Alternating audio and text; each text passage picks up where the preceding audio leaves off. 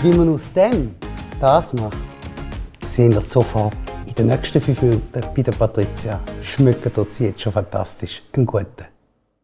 Der feine, cremige Stedi-Reis mit frischen Spargel aus dem Thurgau. Und was braucht es sonst noch alles dazu? Und noch ein bisschen Rahm, Butter.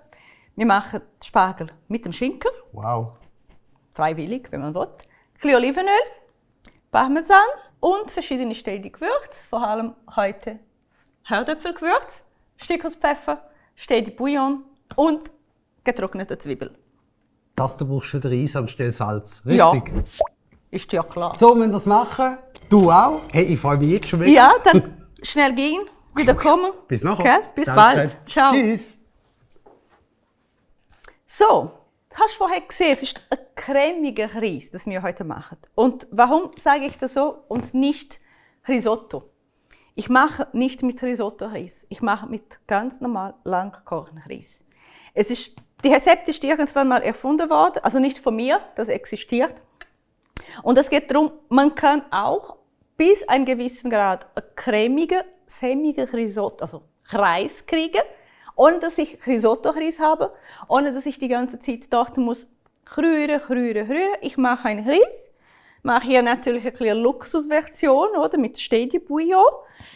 Schmeckt vom Anfang schon besser als einfach gewöhnlicher Reis. Aber nachher mache ich aus dieser Reis eine cremige Geschichte. Nämlich mit Rahm, mit Käse, mit Butter und so weiter. Das ist eine gute Lösung, wenn ich meine, oh, ich habe jetzt so etwas Gutes, ich will ein Risotto dazu haben. Schaue ich im Kasten, habe ich aber keine Risotto-Reis. Dann mache ich das. Oder es geht auch, wenn es Reste bleibt vom Reis und ich will am nächsten Tag, aber da muss man wirklich gut erhitzen, dann mache ich das quasi als Recycling für diese Reis. Da geht super gut. Ich fange hier mit dem Stedi-Bouillon, dann ist das schon bereit bei mir. Kein heißes Wasser, ich habe wirklich Hahnenwasser einfach hier drinnen. Wie gesagt, ich gebe nicht das Bouillon langsam nach und nach wie bei einem gewöhnlichen Risotto. Wenn du so ein Rezept willst, da haben wir auch hier im Kanal einfach eingeben. Wir haben zum Beispiel eine Spargelrisotto hier, wir haben ein Tomatenrisotto hier. Einfach in die Suchfunktion eingeben. Vielleicht haben wir auch andere, die ich jetzt schon gar nicht mehr weiß. Aber das ist nicht, was ich heute mache. Also zuerst die Rezepte hier fertig schauen, liken, kommentieren und dann abonnieren, damit du die nächste nicht verpasst. Bitte. Wenn man etwas will, muss man bitte sagen. Okay? Und dann nachher suchen, nach Risotto-Rezept. Aber hier ist der cremige Reis. Was ich als Beilage zu diesem Reis mache, quasi. Der Reis ist unser jetzt Hauptdarsteller hier. Wir haben aber Spargelsaison, was wunderbar ist. Dann nutzen wir das. Und ich werde hier ein paar grüne Spargels kochen. Einfach mit dem Reis zusammen essen und zum das genießen. Ich habe die Spargel einfach geschnitten, das was nicht mehr schön war, und ein bisschen geschält nur da unten. Dann kann ich einen größeren Teil vom Spargel benutzen. Das koche ich. Ich bringe das Wasser zum Kochen zuerst. Ich mache den Reis ganz normal. Mache ich ein bisschen Öl in die Pfanne. Dann kommt gefriergetrocknete Zwiebel. So viel, wie man gern hat. Einfach aufpassen, wenn es zu heiß ist, wird schnell anbrennen. Dann kommt Reis in die Pfanne. Rezeptmengen übrigens, Zutatenmenge ist da unten. Wie immer. Und wenn es Fragen gibt, dafür haben wir Kommentarplatz hier. Wir können einfach schreiben, hey, kann ich auch, keine Ahnung, mit etwas anderes machen? Ja, warum nimmst du da oder da? Nicht so mit so einer Stimme, einfach schreiben. Also, hat der Reis da. Das Wasser kocht auch schon für den Spargel, aber eine nach dem anderen. Dann lösche ich das hier ab mit meinem Bouillon. Und wie gesagt, nicht wie bei einem Risotto, wo ich nach und nach heißes Bouillon dazu gebe. Nein, ich gebe alles auf einmal, wie normal bei einem Reis. Steht meistens auf der Verpackung.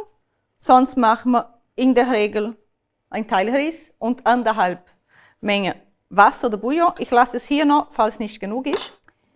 Das Wasser kocht, wie gesagt, ab. Dann mache ich ein bisschen Herdöpfelgewürz hier rein. Nur so ein bisschen Geschmack geben. Bewusst nicht zu viel, weil nachher kommt das mit Schinken zusammen und Schinken ist auch schon salzig. So, Spargel hier rein. Schau, dass alle im Wasser sind. Oder kannst du auch in Dampf kochen, kannst du auch im Ofen machen. Wie gesagt, es geht vor allem um den Reis hier. Ich warte noch ein bisschen. Der soll hier kochen. Spargel sind schon gut. Und wie weiß ich das? Ich habe einfach, als ich noch in die Pfanne war, kurz mit dem Gabel reingestochen. Es kommt gut rein, ohne dass ich viel Kraft investieren muss. Es bricht nicht, aber es ist nicht so weich. Das wollte ich nicht. Die soll noch ein bisschen fest sein. Jetzt schaffe ich hier weiter mit diesem Spargel.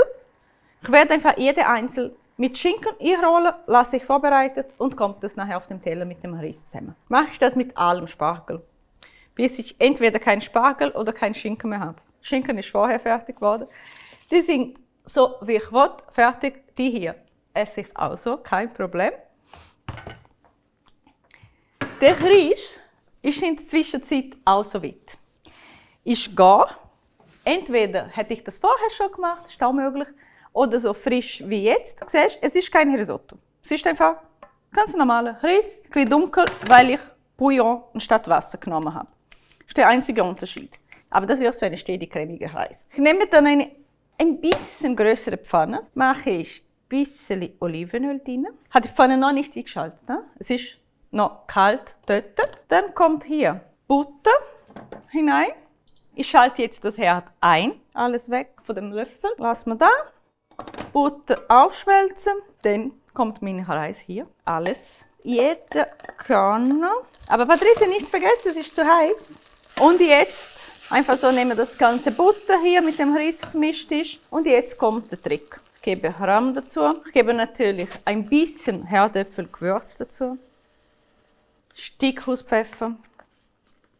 Wir wollen einen einfachen, cremigen Reis hier haben. Wird da ganz schön. Schon fast ein Risotto, aber es ist immer noch ein cremiger Reis. Jetzt mache ich hier Parmesan drin. Ich kann natürlich auch schon bereits geraffelten nehmen. Finde ich super, das kann man auch so essen und so ganz viele andere Rezepte auch noch benutzen. Ich lasse es hier, weil je nachdem machen wir nachher noch direkt auf dem Teller. Jetzt schön rühren. Ich gebe sogar noch ein bisschen Rahm dazu. Einfach so, weil bis das auf dem Teller ist, bis wir probieren, wird es wieder ein bisschen trocken, oder? Wie bei einem Risotto lasse ich noch so ein bisschen Flüssigkeit quasi, oder? Siehst du? Da haben wir. Es ist kein Risotto. Nochmal, die Italiener, ich liebe eure Küche. Kein Streit. Es ist wirklich eine Lösung. Und die Lösung ist entstanden zu einer Zeit, wo man nicht überall auf dieser Welt Risotto-Reis gekriegt hat. Man hat andere Reissorten gehabt, also hat man das so gemacht. Und ich finde eine gute Lösung. Es riecht wunderbar mit dem Käse, mit dem Bouillon. Super. Ich stelle bei mir ab, bin zufrieden jetzt mit dem Resultat. Bringe ich das auf einen Teller, tue schön verteilen mit dem Spargel, frische. Und dann hole ich den Stedi. Wir probieren zusammen. Und du wartest doch ganz kurz, er kommt gerade. Yeah. Wenn nur alle würden so lachen, wenn ich komme. Sehen wir was lachen? Wow! Ich klopfe noch. Es sieht wirklich mega aus. Findest du? Sensationell. Sieht so etwa wie ein Risotto aus. Aber es ist ein Creme-Reis. Stetig cremiger Reis ist es, Genau, gell? genau. Das machen wir dann, wenn wir kein Risotto-Reis daheim haben. Zum Beispiel. Gell? Oder vielleicht findet man das so gut, dass man das auch einfach so macht. Also das heisst, ich brauche keinen speziellen Reis, sondern einfach Ja, Reis. ganz normal Reis, ja. Also Normaler das Reis, das man Reis. daheim hat. Nein, das ist Langkornreis. Kann ich jetzt probieren. Unbedingt, das ist die Idee, deswegen bist du da. Ihr habt schon die Däumchen hoch gemacht, ich habe es am Anfang gesagt. Und das gilt jetzt natürlich nochmal.